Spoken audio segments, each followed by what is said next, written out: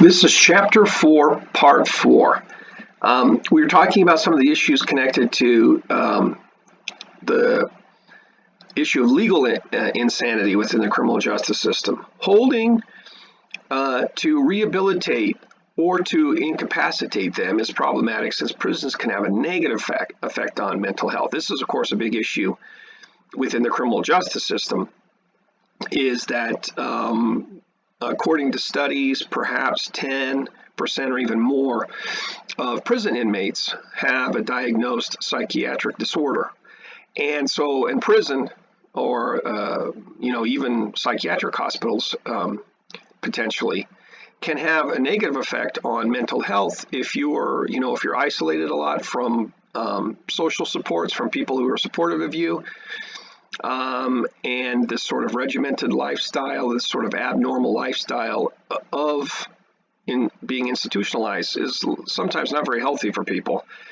And so this is a big issue in the criminal justice system, and what to do with people who commit crimes and have mental illness problems is a difficulty. Now,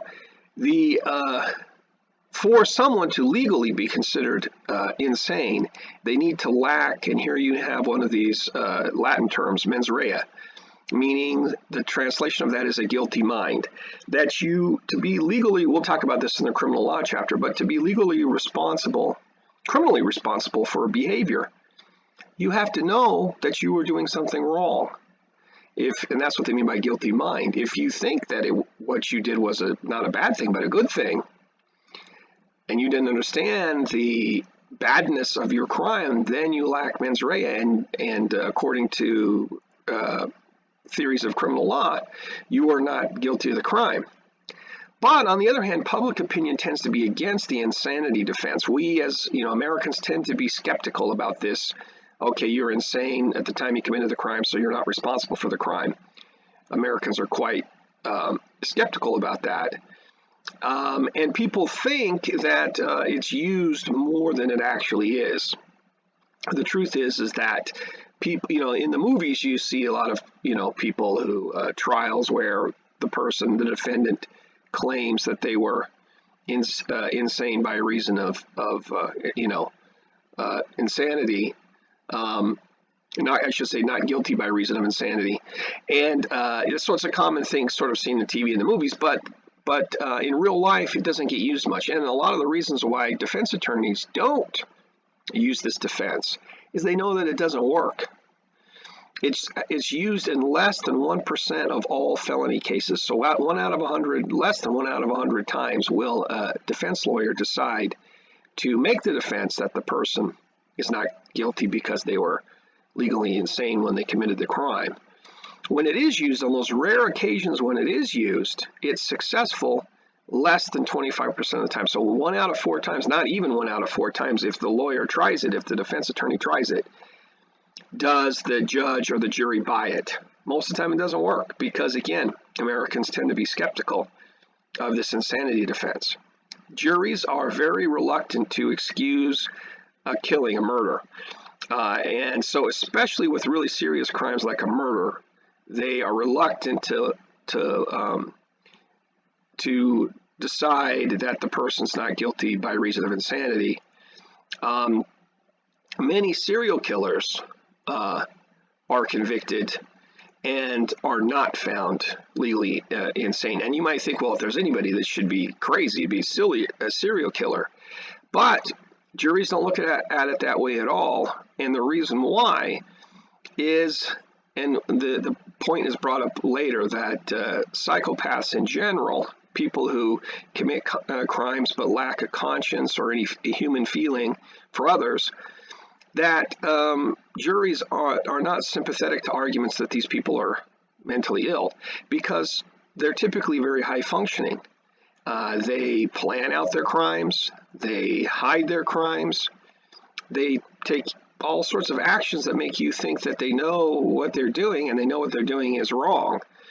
And so since they're so high functioning, juries just don't buy that, well, these people are psychopaths, so, and that's a mental illness, they don't know what they're doing, they're not responsible for their crimes.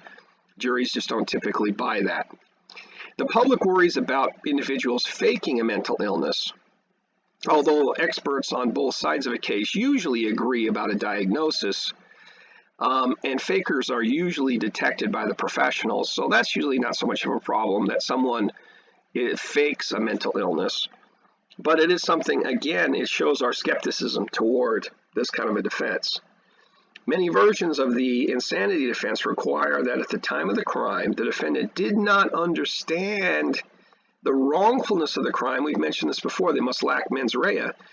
And most of the time, with murders, even with people who have certain signs of mental illness, usually killers have enough sense of what's going on that they try to escape, they try to hide their crime.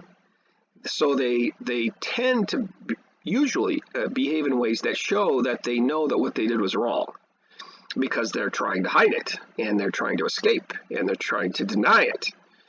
If it's a good thing, if you did something that's perfectly fine, why would you try to hide it? Why would you deny it? And so usually it's very high bar here for someone to behave in a way where they don't try to cover up the crime, they don't try to hide the crime, they admit the crime, they don't walk away from the crime, they don't try to eliminate evidence. That's pretty rare, and so that's a reason why this insanity defense typically doesn't work.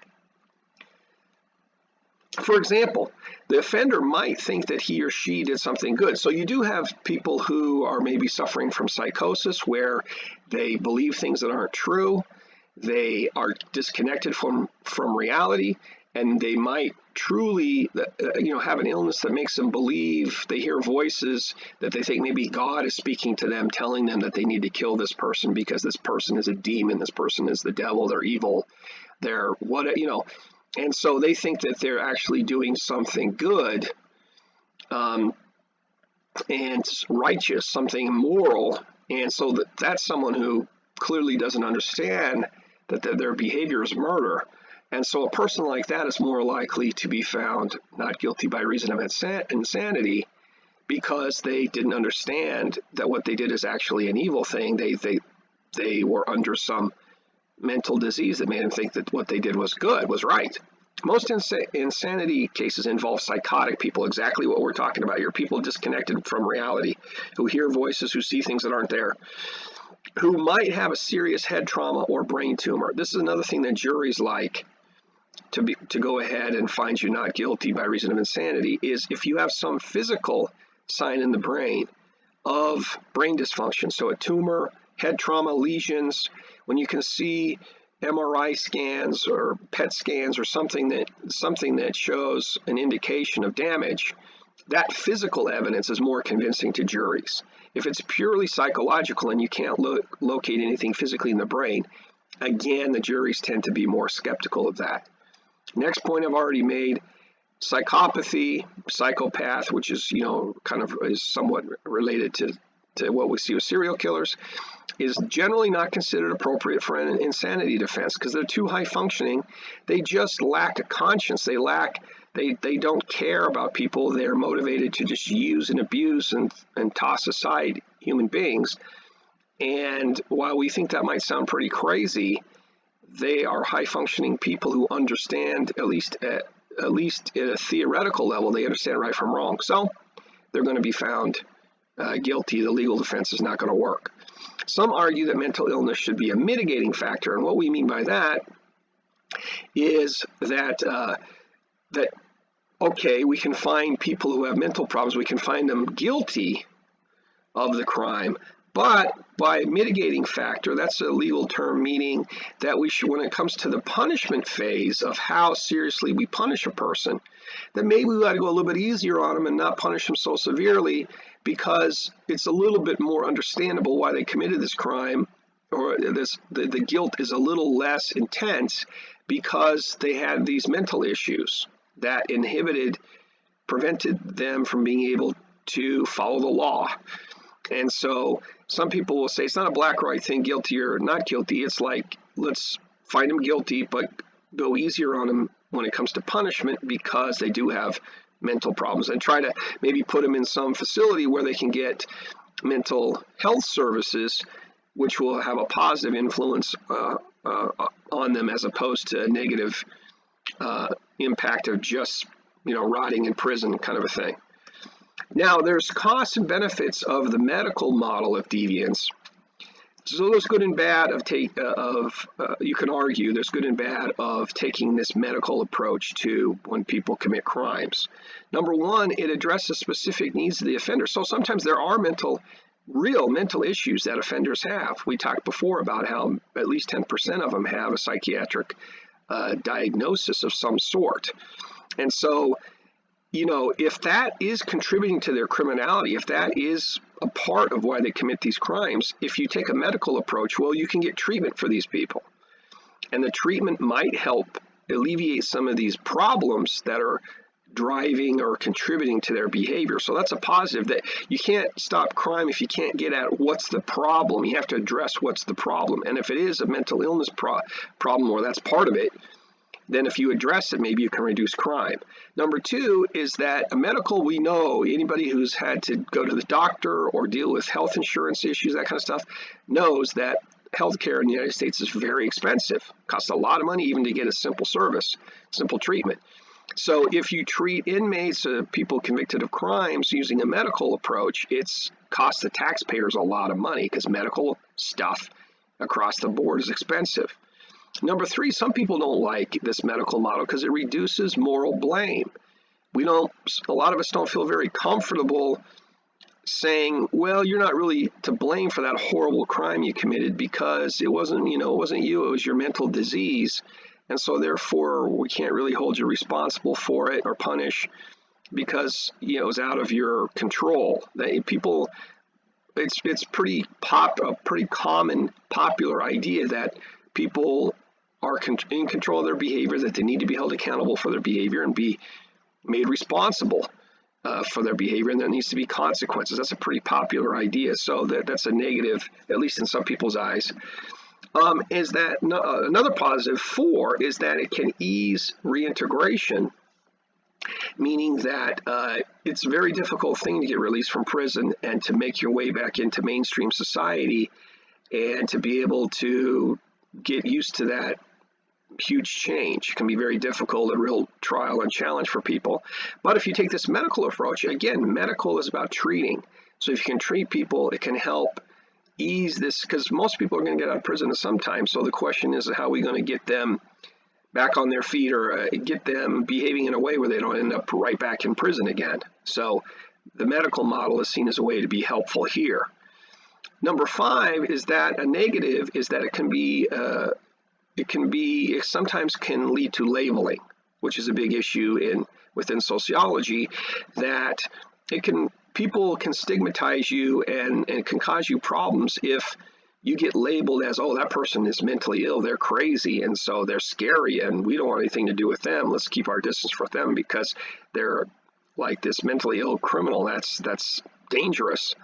So people can get stuck with negative labels like that, which can hurt them, which can lead to other people distancing themselves or opportunities disappearing and ending up sort of isolated and worse off than before because of this negative stigma that comes, that people put labels on you, negative labels.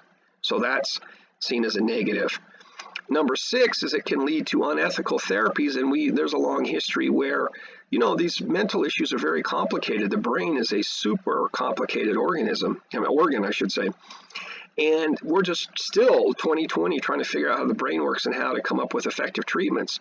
And so in the past, we've done unethical, things that did not help, like lobotomies to people that were deemed mentally ill, where they basically cut your brain into the two hemispheres. They separate the hemisphere through surgery, the left hemisphere from the right, and basically, leave you like a zombie, after that surgery. So yeah, you might be better behaved, but it's not an improvement to be turned basically into like a vegetable. So that's just one example of unethical therapies that have people, as they've searched around for treatments, they come up with some bad ones along the way. Now, The final section of the chapter, I think in the interest of time, I'm going to let you folks go through the remaining slides here. There's just a couple of slides left that look at this deinstitutionalization movement. So look at these remaining mental health issues. Go through those notes carefully, of course, as well as the chapter. And you should be, you know, there'll be questions on the next on the quiz that come from all of these sections. But again, in the interest of time, this video is starting to run a little bit long. I'll just let you folks fill in and take a look at those few remaining points.